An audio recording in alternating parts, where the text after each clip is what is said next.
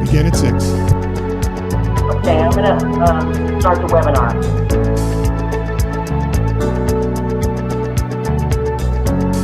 Recording in progress.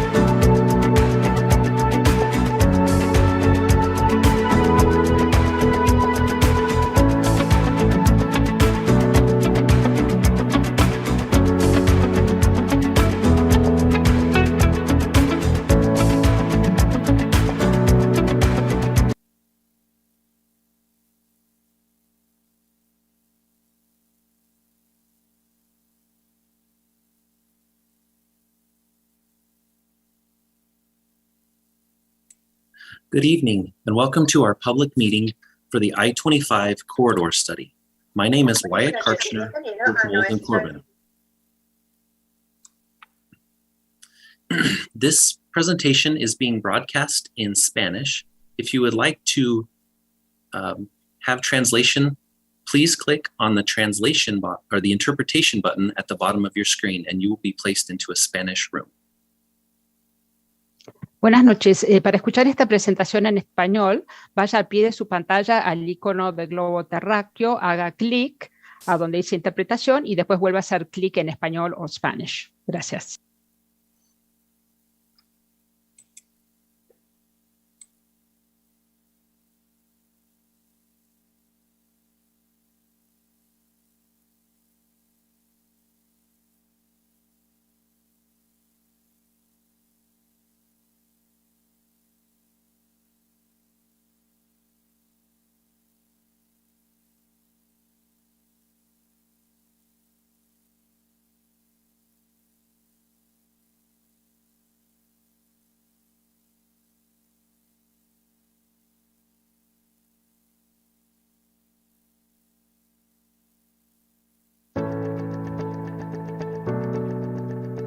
Hi, I'm Jerry Paz. I'm the Chief Operations Officer for Moles & Corbin & Associates.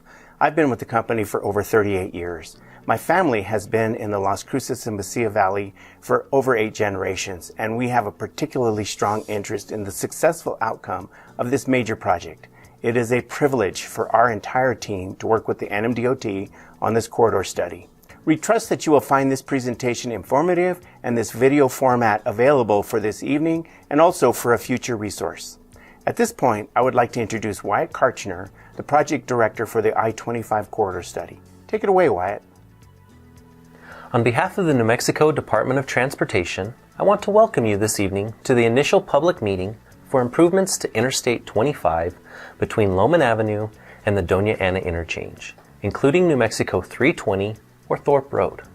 I'm Wyatt Karchner with Moles & Corbin, and I want to thank you for taking time out of your busy schedule to attend and provide feedback to us on this study. You can provide feedback to us in several ways throughout tonight's meeting.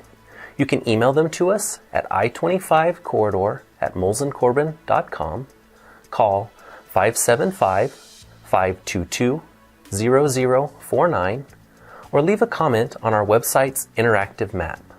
Our website is i25nm.com. Those of you on Zoom at the conclusion of the presentation may raise your hand, and we will answer any questions you may have. While the entire study is I-25 from Loman to Doña Ana and Thorpe Road, tonight we are going to focus only on improvements to I-25. We will be hosting a separate public meeting tomorrow, February 23rd, 2023, at 6 p.m. at the Doña Ana Elementary School that is focused only on improvements to Thorpe Road. This meeting will be broadcast via Zoom, and you can sign up to attend by going to our website, i25nm.com. The NMDOT has selected Moles & Corbin, a local Las Cruces engineering company, and our team of Bohannon Houston, Terracon, Ecosphere, and High Mesa to conduct an in-depth study of the problems and possible solutions to improve this corridor.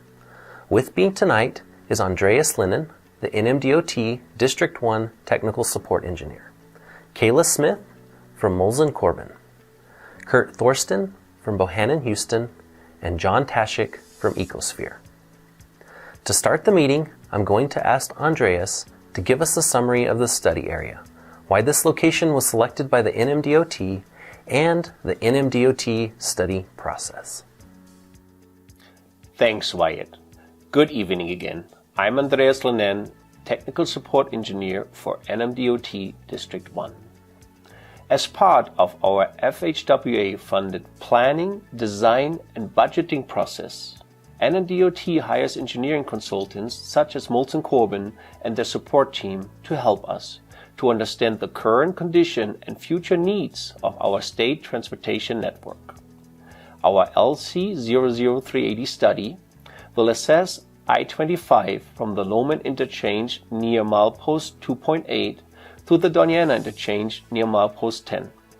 as well as New Mexico 320 or Thorpe Road within the village of Doña Ana, which serves as primary collector for I-25 north of the city limits.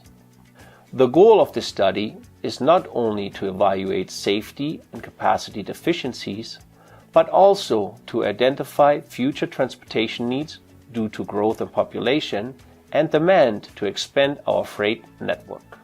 Our study focuses on the traffic flow between the Loman and US 70 interchanges, two of the busiest interchanges in Las Cruces, the build-out of the Engla overpass to a full interchange which would allow for an additional connection to I-25, and Thorpe Road from Berala to Del Rey, where we are evaluating the need for streetlights, additional sidewalk, and improved access control.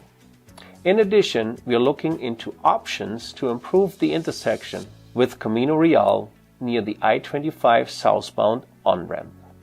While tonight we are mainly focusing on the improvements to the interstate, I want to invite you all to attend a separate virtual or in-person meeting that will be held tomorrow evening, February 23rd at 6 p.m.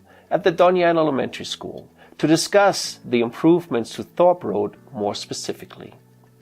For this study, we are following the NMDOT location procedures, which are broken down into phases that progress from identifying the existing conditions all the way through preliminary design. The first phase in this process, and we are in it right now, are called Phase A and Phase B. These are the initial and detailed evaluation of alternatives. During Phase A, we analyze the existing condition and gather data such as traffic counts, accident data, pavement and bridge condition, pedestrian facilities, drainage, access, and geometry conditions. Once we evaluate all of this data, we are able to determine the needs for improvements and develop a purpose and need statement, which Wyatt will discuss more later on. During Phase B, we then develop and evaluate alternatives to address these needs. This is all done with involvement from stakeholders such as the City of Las Cruces and Doña Ana County, but also public input from you. At the completion of Phase B, the study team recommends a preferred alternative. The next step in the location study procedure is the NEPA process, which is known as Phase C. John will discuss this in more detail, but during this phase, we will complete environmental documentation, including biological and cultural surveys, as well as noise studies if warranted. For this project, the anticipated level of effort for the environmental documentation is a categorical exclusion, which means these improvements have minor to non-negative impacts to the environment or community. Phase D is the preliminary design of the recommended alternatives, which allows us, the NMDOT, to plan and secure funding to complete the design and pay for the construction of the proposed improvements. Depending on the imminent need and required financial commitment, it is common that these improvements will be constructed in multiple phases. Thank you again for joining us tonight. Thank you, Andreas. As he mentioned, the first step in the location study process is to study the existing conditions. I'm now going to turn it over to Kayla to discuss the existing conditions along the corridor. Thanks, Wyatt. As mentioned, we are studying I-25 from Loman to Doña Ana and New Mexico 320 Thorpe Road. Within the corridor, there are three very distinct segments that have very different characteristics. These are South I-25 from Loman to US 70 and North I-25 from US 70 to Doña Ana and Thorpe Road. Starting on I-25 from Loman to US 70, the interstate has 2 lanes in each direction with a median cable barrier. The pavement itself is in poor to fair condition and is degrading quickly. Ruts and cracks can be seen, and there is a need for full reconstruction. The slopes on the shoulder of the interstate, especially the median, are steeper than current design standards and need to be flattened. In addition, the existing guardrail does not meet current height requirements and needs to be corrected. The Loman interchange was constructed in 2002 and is a signalized diamond interchange. At this interchange, the on and off ramps do not have parallel acceleration or deceleration lanes. During peak hours, congestion occurs at this interchange with traffic often backing up onto the interstate. The US 70 interchange was constructed in 2001, and at this location, I-25 has 3 northbound lanes and 4 southbound lanes to accommodate the interchange ramps. This interchange is a free-flowing partial clover interchange. There are acceleration and deceleration lanes, however, due to the increase in traffic, these lanes may need to be extended and additional lanes added to accommodate the I-25 northbound to US 70 exit. Within this segment of the corridor, there is one grade separation at Spruce that was built in 2001 and connects Trevize and Telshore. While Spruce has many deficiencies that were identified as part of the study, improvements to Spruce are not recommended as part of the study because Spruce is a city-owned roadway. The next segment of the study is North I-25, which goes from US 70 to the Doña Ana interchange. In this segment, I-25 continues to have 2 lanes in each direction, and the traffic volumes on this segment are significantly reduced. The pavement itself is in fair condition. Ruts and cracks can be seen, and there may be a need for a rehabilitation. The slopes on the shoulder of the interstate are steeper than current design standards and need to be flattened. The guardrail in this segment is also the older design standard and needs to be replaced. There is a grade separation within this segment at Engler that connects Elks to Delray that was built in 2013. Engler is a 4-lane divided roadway with dedicated bike lanes and sidewalks. We will look at alternatives to add ramps to connect this grade separation to the interstate as part of this study. This will help reduce the congestion that occurs at Elks and US 70. As we continue north on I-25, there are some drainage improvements needed on I-25 to mitigate flooding, as upstream changes to the flow paths have caused water to overtop the interstate. The end of our study limits on I-25 is the Doña Ana interchange. This interchange was built in 2006 and is a stop-controlled diamond interchange with parallel acceleration and deceleration lanes. This interchange will be evaluated for the need for signals, as well as improvements to Thorpe, which passes under I-25 at this location. We also studied New Mexico 320, known as Thorpe Road, from Barella to Delray. Thorpe Road is a 2-lane urban roadway that transitions to a narrow 2-lane rural roadway to the west. This road needs several improvements, including access control, drainage, pedestrian accommodations, and lighting. I'm not going to discuss Thorpe in detail, but please join us for our public meeting tomorrow night that will focus on Thorpe Road. Thank you, Kayla, for providing us an overview of the existing conditions along the corridor. I am now going to ask Kurt from Bohannon, Houston to discuss the crash data and safety along the corridor, along with the traffic analysis. Thanks, Wyatt. In addition to the physical deficiencies mentioned by Kayla, we examined the number of recorded crashes along different segments of I-25 study area between 2015 and 2019. We found there were a total of 388 crashes, 213 in the northbound direction, and 175 in the southbound. Nearly 80% of those crashes happened between Lowman and US 70, which for those of you who are familiar with the corridor know is the most congested segment of I-25. Many of the crashes in this section occurred near the on and off ramp transitions and also within the north area on I-25 between Spruce and US 70. Unfortunately, there were 3 fatal crashes within the study area over the 4-year evaluation period, representing less than 1% of the total. Most of the crashes were property damage only, with 63%, and 36% involved injuries. We also evaluated the types of crashes and found that almost half of them were rear-end collisions. We also examined the actual crash rates along each segment of the highway and compared it to the expected crash rate for this type of a roadway using a highway safety software program. This analysis showed that the rates between Lowman and US 70 were 4 to 7 times higher than expected. In conclusion, the frequency, types of crashes, and location of the crashes occurring along the I-25 corridor are indicative of a congested freeway segment needing additional capacity and better transitions to and from ramps at interchanges. In addition to the traffic safety analysis I just summarized, our team also completed an evaluation of both existing and future traffic conditions on I-25. The evaluation was completed using the Mesilla Valley Metropolitan Planning Organization's travel demand model. Performance measures for the model were output for existing and horizon year 2040. The model includes existing and adopted future long-range street network plans and socioeconomic data for the region. Output data for the model along I-25 were evaluated between Loman Avenue and US 70 and also between US 70 and Doña Ana interchange. Two measures of operational performance were evaluated. The first is travel time by segment, reported in minutes per vehicle. The second is what we refer to as the volume to capacity ratio, or V over C. As the V over C approaches 1, operations degrade, user delays increase, and capacity improvements become warranted. For the existing conditions, you can see this table summarizes two segments of I-25 north and south of US 70. Travel times for Loman to US 70 are between 2 to 3 minutes and 3 to 4 minutes from US 70 to Doña Ana. The V over C ratio between Loman and US 70 is starting to exhibit some moderate congestion, especially in the southbound direction. The V over C between US 70 and Doña Ana indicates this section is operating well with little congestion.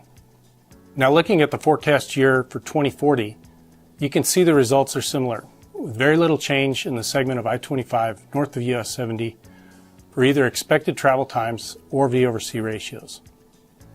However, travel times in the southbound direction between Loman and US 70 are expected to nearly double, V over C ratios rising to as much as 0.81 in the southbound direction.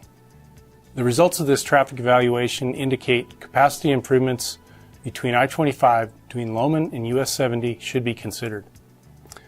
Capacity improvements north of US 70 do not appear to be warranted before 2040. Thanks, and I'll go ahead and turn it back over to Wyatt now. Thank you, Kurt. Once we determined all of the needs of the project, we developed a purpose and need statement, which is, the purpose of the study is to improve safety, accommodate growth within the region, and address physical deficiencies such as pavement, drainage, ADA, roadway geometry, access control, and multimodal connectivity. I'm now going to ask John from Ecosphere to discuss the environmental process. Thank you and good evening, everyone. Again, I'm John Toshik with Ecosphere Environmental Services. Our role is the environmental documentation for the project, which is required under the National Environmental Policy Act, or NEPA, because the project uses state and federal funds. NEPA requires an interdisciplinary look at various investigations in a range of social, economic, and environmental categories, as shown in this figure. NEPA doesn't mandate a project without impacts. Rather, it requires that these environmental factors, as well as public input, be considered in project decision-making. In the next project phase, Phase 1C, we will be conducting cultural resource, noise, and other studies. And as Andreas mentioned, we will be preparing a categorical exclusion per the NMDOT requirements. Although on-the-ground surveys and full studies have not been completed, we have some expectations about what the issues are, based on a review of existing conditions and desktop reports. In the category of cultural resources, the potential exists for historic buildings to be present within the limits of the village of Doña Ana as well as Las Cruces. Evaluation of historic aerial imagery and other records indicates 17 undocumented historic buildings and 4 undocumented historic structures within or near the study limits. Because the project area is currently highly disturbed, biological and natural resources are not anticipated. In the category of noise, existing residential neighborhoods are exposed to highway noise, and recommended improvements will add capacity to the interstate. Therefore, an appropriate noise study will be conducted.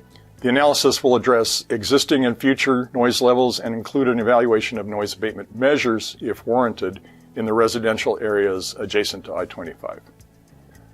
For hazardous materials, the presence of hazardous materials in soil or groundwater is a concern for construction safety, the potential to further spread or disperse contamination, and the liability associated with right-of-way acquisition. Previous hazardous materials investigations show little impact in the study corridor. However, given the historically developed condition of the area, hazardous materials issues could arise. An updated investigation will be performed by the NMDOT to assess potential issues. Aesthetic treatments are another concern. Past bridge and interchange improvements in the Las Cruces and Doña Ana area have included art and aesthetic treatments. Similar treatments may be appropriate to offset visual impacts from the recommended improvements and to take advantage of opportunities created by new construction. Community considerations are also important. When completed, the study is expected to improve emergency vehicle service and accessibility to the Las Cruces and Doña Ana areas. It could enhance property values and the economic potential of commercial activities in the area. Construction may, however, have short-term adverse impacts on access and circulation, which would cause inconvenience and disruption to business activity. The study is not anticipated to have disproportionate or adverse impacts on low-income or minority populations. The study also complies with local and regional planning documents and expectations about future development in the area. So this is where we are now.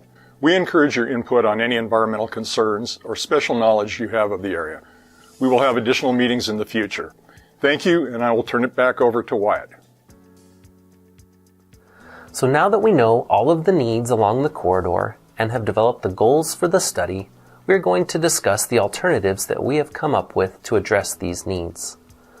We start off this analysis by looking at any and all alternatives and then begin to screen those down to the most feasible for additional consideration.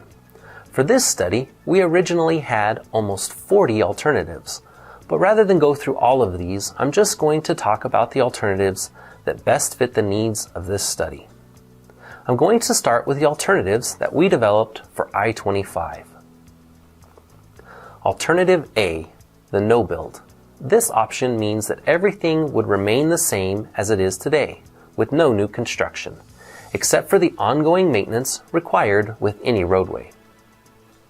Alternative B, the no-build plus option, would entail only small-scale improvements to I-25, such as pavement rehabilitation, flattening the shoulders, adding acceleration and deceleration lanes for interchanges, and upgrading the guardrail to current standards. There would be no new lanes constructed. Alternative C, the 3-lane option. This option would add a lane to I-25 in each direction, as well as a concrete wall barrier in the median, as opposed to the cable barrier that exists now. This would create 3 12-foot driving lanes in each direction with wide shoulders. This alternative may require the widening of the I-25 bridge over Spruce. This alternative does not require any right-of-way acquisition. To help you visualize this option, it would look like the interstate between Loman and University. Alternative D, the 4-lane option. This option would add 2 new lanes in both directions to create 4 12-foot driving lanes in each direction with wide shoulders. This would require that both the bridges at Spruce and Engler be widened. This alternative would replace the existing median cable barrier with concrete wall barrier. This alternative would not require any right-of-way acquisition. Alternative E, the collector distributor. This option would be similar to the reconfiguration project done on the west side of El Paso in recent years. Travis and Telshore would be converted into one-way routes. There would be a set of collector distributor lanes between the interstate and the frontage roads that drivers could use to either merge onto I-25 or access the frontage roads. And the interstate would also be widened to 3 12-foot lanes in each direction. This would be the most costly alternative because it would require a full reconstruction of the entire corridor from Doña Ana all the way to University, and require additional grade separations to allow adequate access to residents and businesses along Telshore and Travis. We did look at improvements to the grade separation at Spruce and an additional grade separation at Madrid. However, since these would both be city projects, we did not consider advancing these alternatives beyond a preliminary stage. Because while they provide local traffic flow improvements and improvements to east-west routes in the city, they don't improve traffic capacity regionally. There are no major changes planned for the I-25 US 70 interchange. although some improvements are needed at the ramps. The I-25 northbound to US 70 route is of particular concern due to traffic congestion that can back up onto the interstate at times, and so we are planning to add dedicated deceleration lanes for each off-ramp movement to reduce this congestion. Adjacent to this interchange, on the northwest side, is Lenox Street, a residential street that was included as part of this study. However, the new subdivision that was built in this area has eliminated any viable alternatives for improvements. Continuing north, Engler Road is a city street that cuts under I-25 connecting Elks to Del Rey. There is currently no on and off ramps to I-25, but we looked into the addition of these ramps as part of this study. This would help improve traffic on Elks and Del Rey. The options included for this location include Alternative A, the no-build option, which would leave everything as is. Alternative B, the Diamond Interchange. This would be a standard diamond interchange with signals, connecting the on and off ramps to Engler. Traffic could get on and off the interstate here, which would reduce congestion at Elks and US 70 and on Del Rey. The traffic signals at this interchange would need to be synchronized with the traffic signals on Elks and Del Rey. This interchange would have parallel acceleration and deceleration lanes and lighting. This alternative does not require any right-of-way acquisition, but does involve utility relocations. Alternative C, the Diamond Interchange with roundabouts. This option would create a diamond interchange using 2 roundabouts instead of traffic signals. These roundabouts would be 2-lane roundabouts and would be designed to handle large commercial vehicles since this is an interstate exit. This alternative also includes parallel acceleration and deceleration lanes and lighting. This alternative does not require any right-of-way acquisitions, but does involve utility relocations. While I'm not going to go into these in detail, I did want to quickly discuss the type of improvements we are looking at on New Mexico 320 or Thorpe Road. We have looked at various typical sections and ways to improve access control, pedestrian access, and drainage along the roadway. We are also going to look at improvements to the intersection of Thorpe and El Camino Real. All of the users of Thorpe know that this intersection is very close to the I-25 southbound ramps and is often very congested during peak hours. Those of you that are interested in this area, please plan to attend the meeting tomorrow to provide your input. One key component in selecting a recommended alternative is how these improvements will handle the traffic. I'm going to ask Kurt to briefly summarize the traffic results for the alternatives. Thanks, Wyatt. So I will share with you a high-level overview of the comparison our team completed for the I-25 improvements and also the Engler interchange evaluation. To evaluate the performance of the 3 I-25 widening alternatives Wyatt outlined, the lane configurations for each alternative were built into the travel demand model, and predicted V/C ratios were then compared to the 2040 conditions I reviewed with you earlier. This slide summarizes the results. You can see the base case for 2040, which is what the condition would be without any widening improvements. This again focuses on the segment between Loman and US 70. You can see the addition of the third lane in each direction drops the V/Cs from 0.81 and 0.74 down to 0.67 and 0.59 in the southbound direction for the AM and PM peak hours. The alternative to widen I-25 to 4 lanes would reduce the V/Cs a little more to 0.53 and 0.46, and the collector-distributor alternative would have V/Cs of 0.48 and 0.43. While the V/Cs for the 4-lane and the collector-distributor alternatives are slightly better than the V/Cs for the 3-lane alternative, the 3-lane alternative would perform very well with those levels. An additional benefit gained with the 4-lane or the collector-distributor alternative may not be worth the additional cost. Wyatt will discuss that further during the evaluation section. We also performed an evaluation of the regional road network, taking into account the addition of an interchange at Engler. The evaluation concluded that while the addition of the interchange at Engler did not have regionally significant improvements to the transportation system, the interchange would provide relief to the adjacent interchanges at Doña Ana and US 70 by means of reducing the need for traffic to use both Elks and Del Rey for interstate access.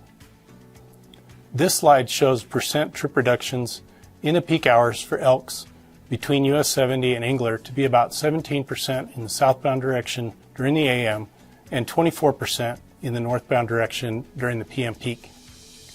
The other links for Del Rey and Elks north of Engler have similar reductions. This evaluation concludes that from a traffic perspective, adding the interchange at Engler would be of benefit to the transportation network. I will now turn it back to Wyatt, and he will talk more with you about the evaluation criteria used in ranking all the alternatives he presented earlier.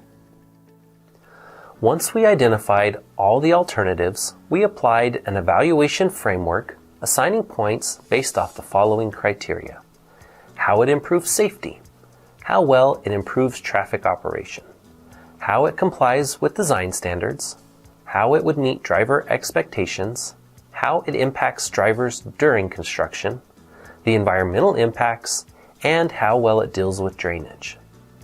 After completing the evaluation of alternatives, the recommended alternatives are: for I-25 between Loman and US 70, the recommended alternative is alternative C, 3-lane, which would expand I-25 to 3 lanes of travel in both the northbound and southbound direction and build concrete wall barrier in the median.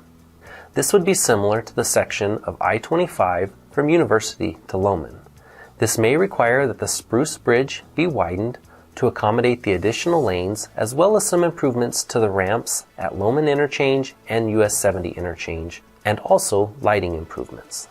For I-25 from US 70 to Doña Ana, the recommended alternative is No Build Plus, which means that no additional lanes would be added to this segment, but some improvements such as flattening of the shoulder slopes, replacing the existing guardrail, and improving the drainage near the Doña Ana interchange will occur. For Engler, the recommended alternative is alternative B, building a new signalized diamond interchange at this location. As previously mentioned, this would help alleviate local traffic on nearby streets and intersections. Now that you've heard about what we are recommending, I'm going to ask Kayla to discuss the priorities and next steps. With so many components to the study, we created a priority list to determine the order they'd be completed in, based off available funding. The first priority would be widening of I-25 between Loman Avenue and US 70. The second priority is building the new interchange at Engler Road. The third priority would be improving I-25 from US 70 to Doña Ana, and the fourth priority is improvements to Thorpe Road and El Camino Real.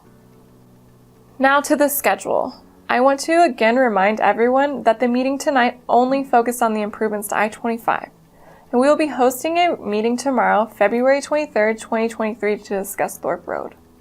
Once the comment period is ended, we will go through all of the comments received and incorporate them into the analysis. Depending on what we hear from you today, our goal is to finalize the recommendations and present them to FHWA for concurrence this summer. Then we are going to begin to design I-25 from Loman to US 70. This will include adding 1 lane in each direction and widening the Spruce Bridge. The start of construction is undetermined at this time. However, the district is in the process of identifying funding for Priority 1. We will keep you updated as things change. Thank you. Now is the time we want to hear from you. Your feedback is very important to us, and we have several ways that you can contact us. For those of you on Zoom, you can simply press the Raise Your Hand button and we will unmute you and you can voice your comment. You can reach out to us by calling 575-522-0049 or email us at i25corridor@molesandcorbin.com. Finally, you can go to our website, i25nm.com, and leave a comment and use our interactive map to pinpoint a concern you may have. If you think of a comment after tonight, we encourage you to provide comments until March 23rd. And now, we want to hear from you.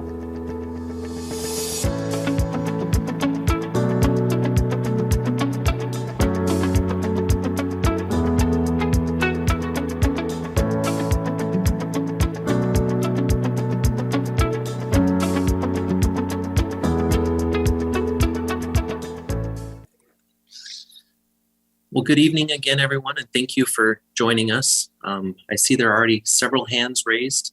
I want to remind everybody that you can use the raise your hand feature. There's also a question and answer feature at the bottom of Zoom that you can use as well. So I'll just start at the top here. The first question I have is from George Pearson. What I'm going to do, George, is I'm going to unmute you, and then you'll be allowed to speak and voice your comment. Okay, thank you. So the first comment is I'd like to remind that the NMDOT mission is to transport people and not vehicles. And so with that in mind, I want to remind you that you should be looking at the complete streets model as stated in the NMDOT pedestrian safety plan. And for complete streets, there is the need for addressing pedestrian and bicyclists in addition to vehicles. So currently there are some bike ped facilities in that corridor from NMSU down towards Main Street. There's a new project that's being under design that will be built inside the NMDOT right of way close to Doniana. So it would be great if we could consider as part of this, where should the bike ped connection be from Main Street or US 70 to where it can connect back up with the multi-use trail that's being constructed towards Doniana. And it'd be also great to be able to connect the end of that into the Thorpe Road and how to bring Thorpe Road together. And so that's my main concerns about that. I'm not able to attend tomorrow night's meeting, so I'd like to make a couple of quick comments on the Thorpe Road.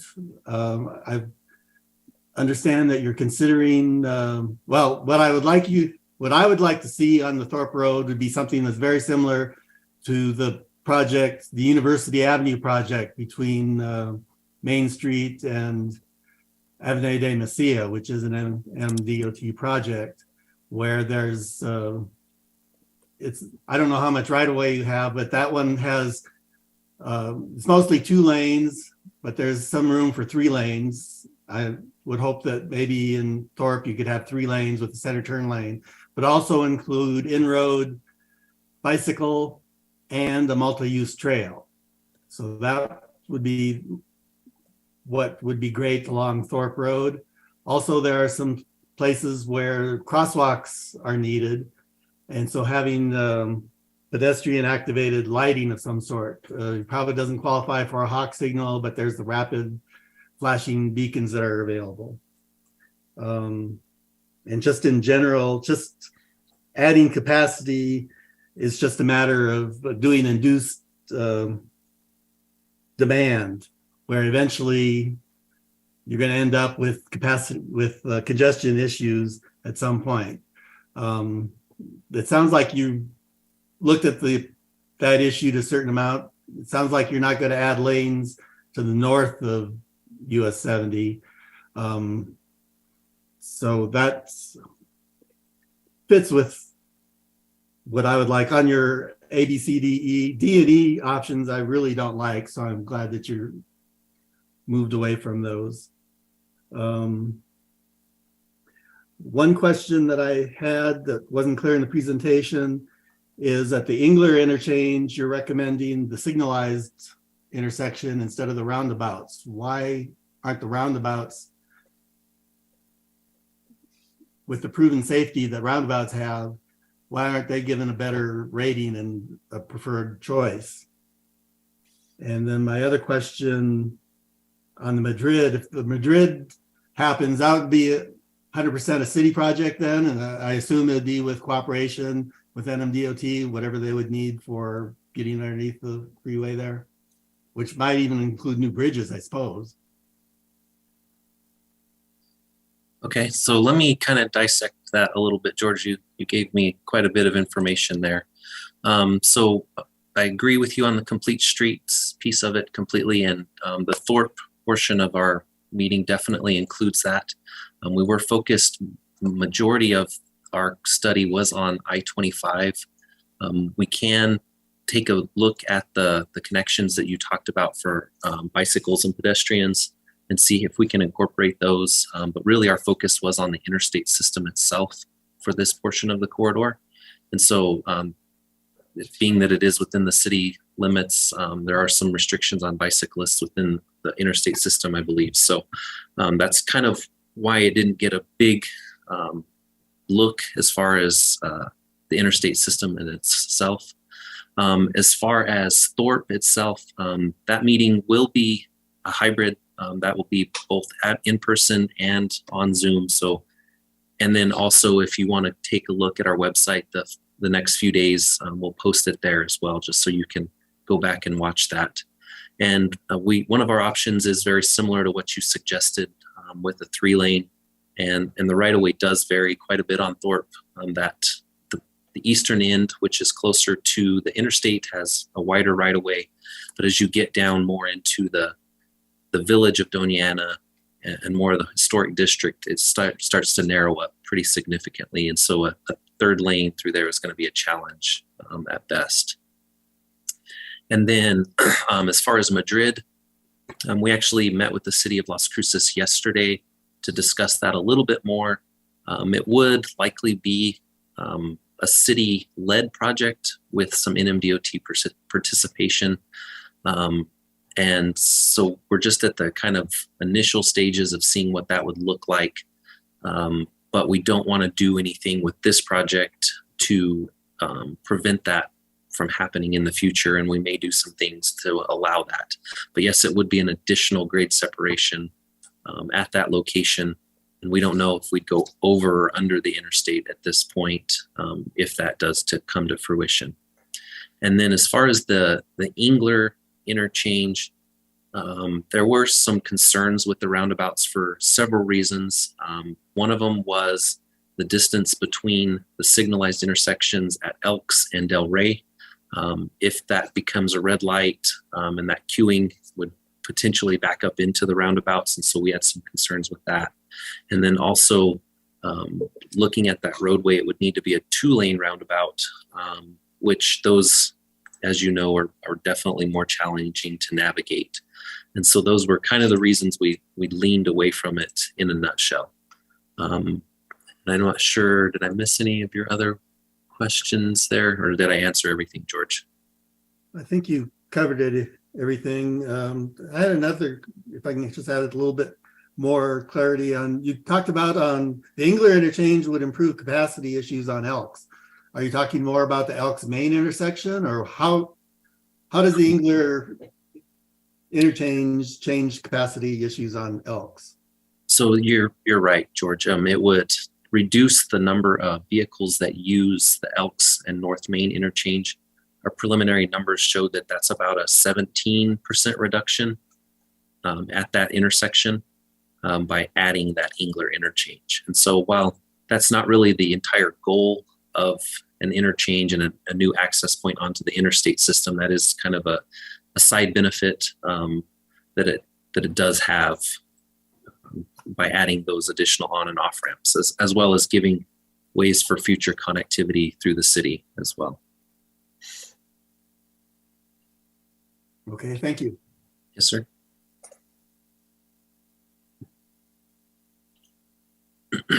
I think Jeff, I see your hand, Jeff Steinborn, your hand's raised.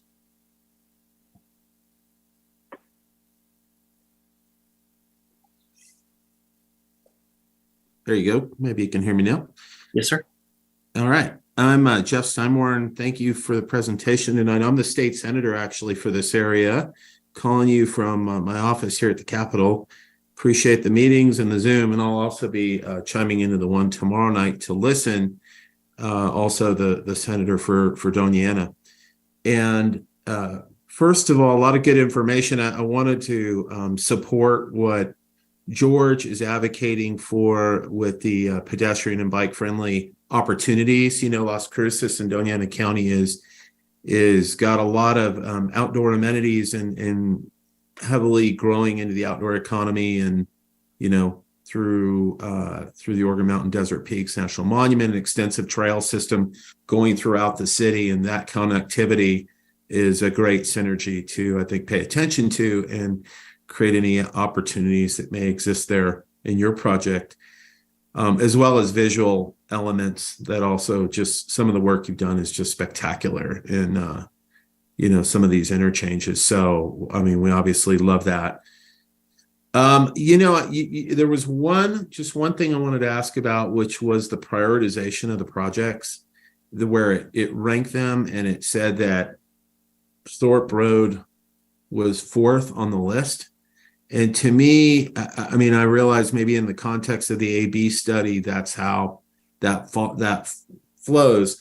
But from a funding perspective, I wonder if that project really shouldn't be looked at as kind of mutually exclusive from the interstate issue as its own project that should be evaluated. And I haven't heard, obviously, the in-depth analysis of that area, but we know there's a lot of congestions and issues there that need to be dealt with. So I just wonder if that shouldn't be separated from a funding perspective into its own priority.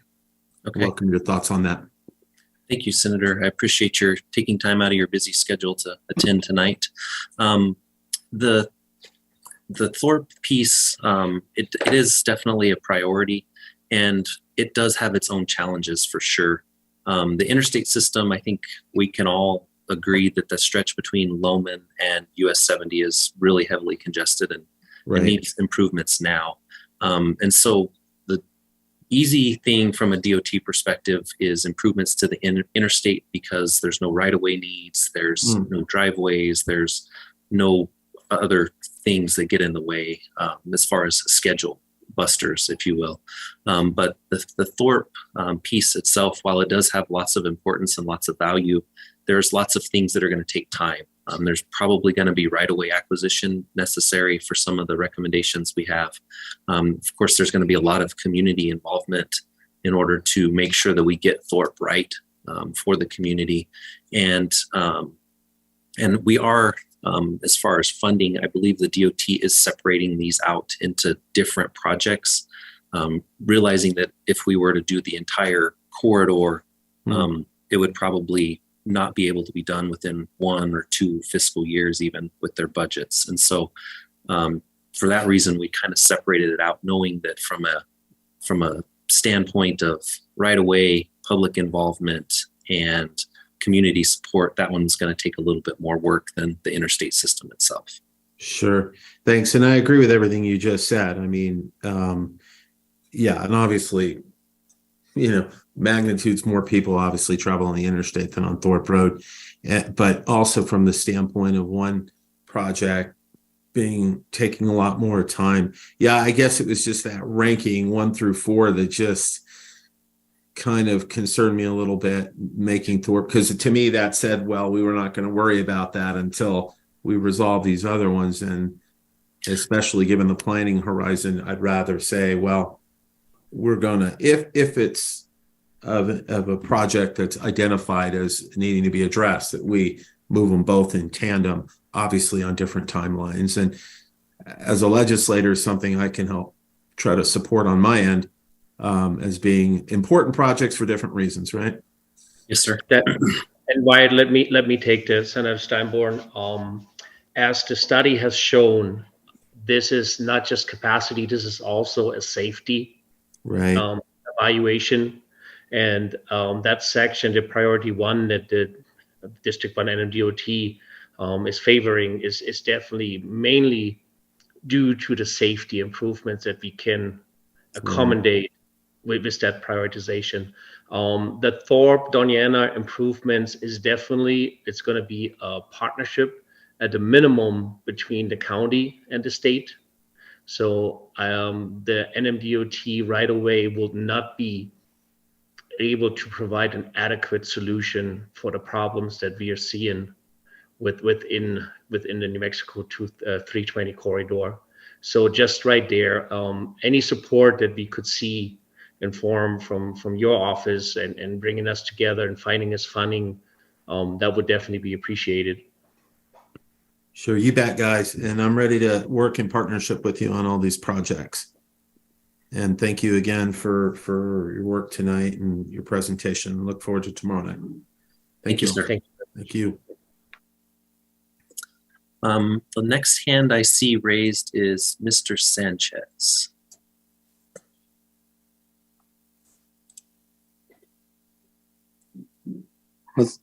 Well, thank you. This is Manuel Sanchez. I'm the Doña Ana County Commissioner representing part of Las Cruces abutting I-25 and then into the Doña Ana village area. And so I know we didn't discuss the Thorpe Road interchange or that section until tomorrow. I did want to echo the same sentiments as Senator Steinborn with the concern with being categorized as number 4 along with the interstate system. So if there is a way to separate that, because I think, trying to look at the interstate system versus Thorpe Road and in terms of the A to B study, I can understand why it was number 4, but at the same time, I think when we look at the effects on pedestrians, and I know we'll talk a little more tomorrow, which during that meeting, the effect on pedestrians, obviously off Thorpe Road, is going to be significantly more. And I think that was one of the things that Mr. Pearson alluded to earlier. When you're looking at the interstate system, you're only looking at vehicles. But I think when you're looking at the A to B study and the way this will affect also pedestrians and pedestrian safety, that's where it's very critical that, we don't look to as the Thorpe portion as number 4, that we try to find a way in which an MDOT can separate it and look at it maybe in parallel or a different set of funding so that we can work with the state, with the county, or however we need to maybe prioritize that ahead of maybe some of the other improvements that we just discussed today. So just want to bring that to your attention, that I think while I understand it's why you've brought it as number 4 and you just explained it, my concern that we work to try to find funding in addition to the work along I-25 and the corridor that was part of this study. So thank you. Yes, thank you, Commissioner. And just to kind of piggyback on that a little bit, that is one of the major reasons why our meetings tonight were separated from the interstate that we're focusing on tonight to Thorpe Road tomorrow, because we realize that they are such different corridors and they have such different characteristics that it is kind of hard to put them in one bucket. And so that's why we wanted to kind of separate those so that we didn't miss any opportunities to meet with the village of Doña Ana and the people that use that on a daily basis to make sure that their needs are met and they don't get squashed by the needs of the interstate system. So I appreciate your comments and your time, and I look forward to seeing you tomorrow. Thank you. No, absolutely. And I appreciate everything, all the efforts and these sessions that were set up, and especially tomorrow, having the hybrid session so that way the people in the village can attend. So thank you so much to the team pulling this together, both at Molson Corbin, Bohannon Houston, and NMDOT. And thank you to Mr. Pearson and Senator Steinborn for their comments as well. So thank you all. And then I also see a hand raised from Robert Richardson.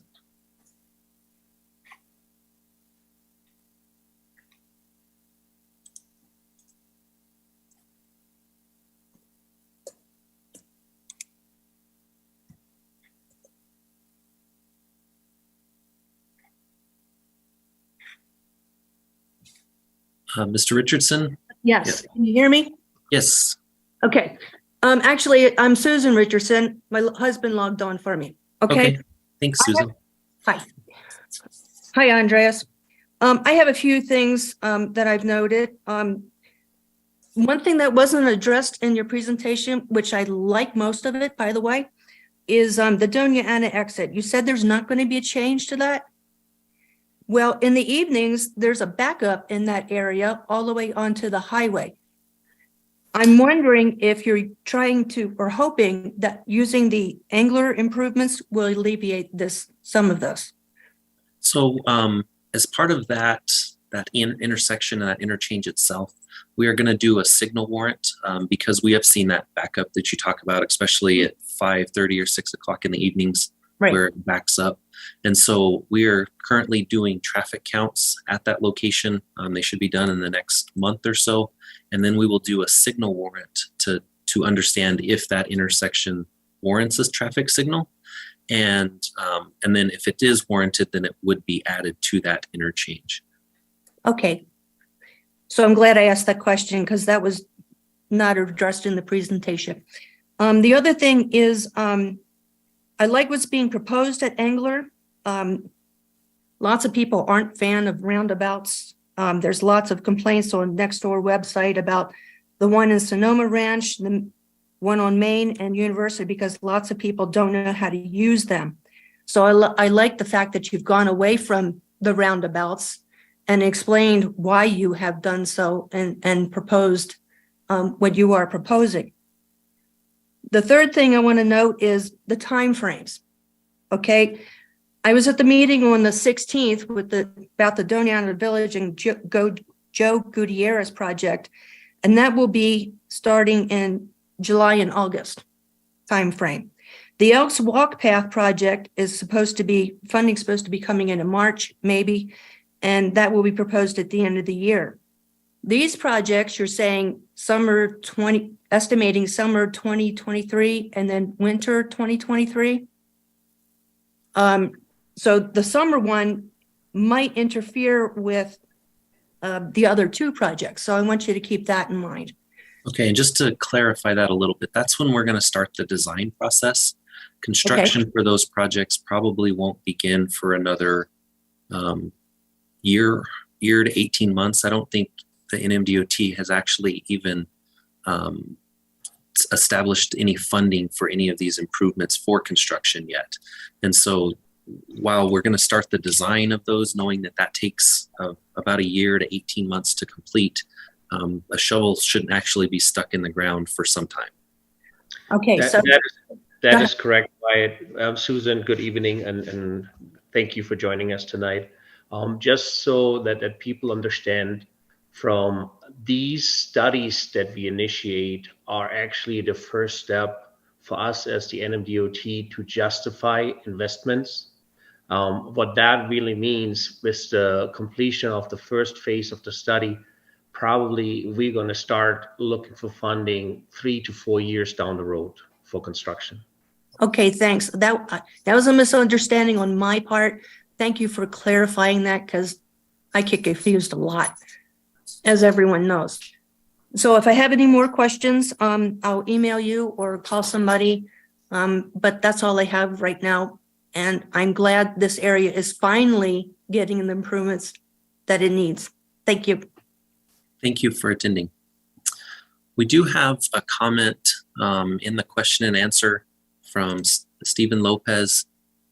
He says, all of the recommended options sound really good with one exception. With the county pursuing the extension of Exit 9 through Desert Wind and up to Arroyo on the East Mesa, it seems like the segment between Exit 9 and Highway 70 has a potential to get much busier, especially with the rapid growth taking place just south of Arroyo Road. It seems like now is the time to go ahead and make Doña Ana Road to Highway 70 segment into 3 lanes in each direction, especially with the work already recommended to on and off ramps at Engler. Thank you for that comments, Stephen. We've looked at that from a traffic perspective, and we've included that growth in our traffic model. And as of now, we don't see that need of getting to a 3-lane option yet. We definitely don't want to do anything to exclude that. One of the things that's already been done on this corridor is the Engler Bridge is already designed and constructed to accommodate that 3rd lane. And so it could be added very easily in the future. And of course, as development continues on the East Mesa and in Doña Ana and those areas, I'm sure the DOT is going to continue to monitor that and make sure that it has adequate capacity to handle that and the safety as well. Andreas, do you have anything to add to that? No, I think that is really adequate. Again, these studies we're trying to justify the investments. There is not a finite amount of money that we can just put to every problem within the district or within the state. So doing these studies, identifying safety concern, identifying congestion mitigation measures that help our network, maintaining roadways that are already in place and in good condition to keep them in good condition. We have very different or multiple tools and methods to identify where the money needs to be invested.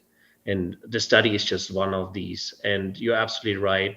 We have to identify the need exists so it warrants a financial investment. Thank you, Wyatt. I think you answered it very well. Okay, I don't see any other questions as of now. If you guys have any additional questions, please feel free to email us or call us. We also do have the map on our website that you can go to if you would like. Wyatt, we do have a question from Mr. Lopez that is in the question and answer queue. Okay, that's the one I just Okay. read.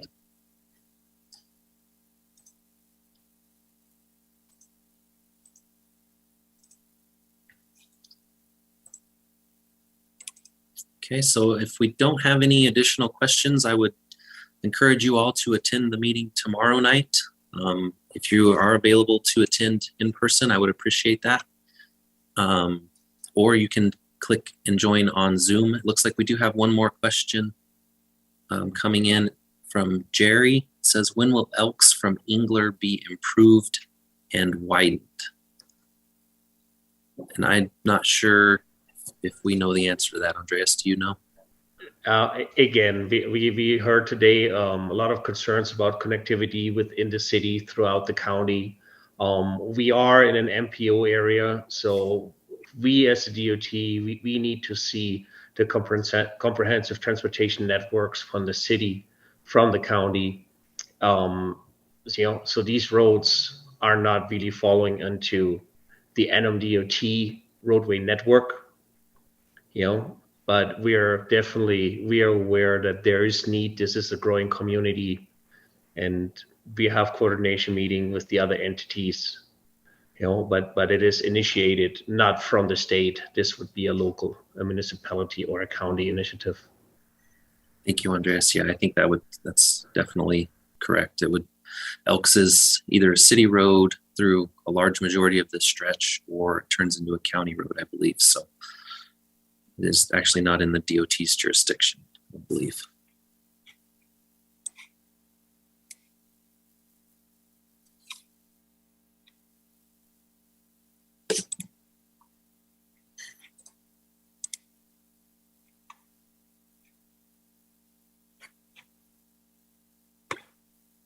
Okay. Well, again, I thank everybody for joining us tonight and appreciate you taking your time. Please, if you want to come back and watch this meeting again, or you have any additional questions, you can go to our website, i25nm.com. We will post the meeting there, so you can go back and watch it at a later time. And then feel free to interact with us on the website as well, or you can call us anytime, and we'll be glad to answer any of your questions that you may have.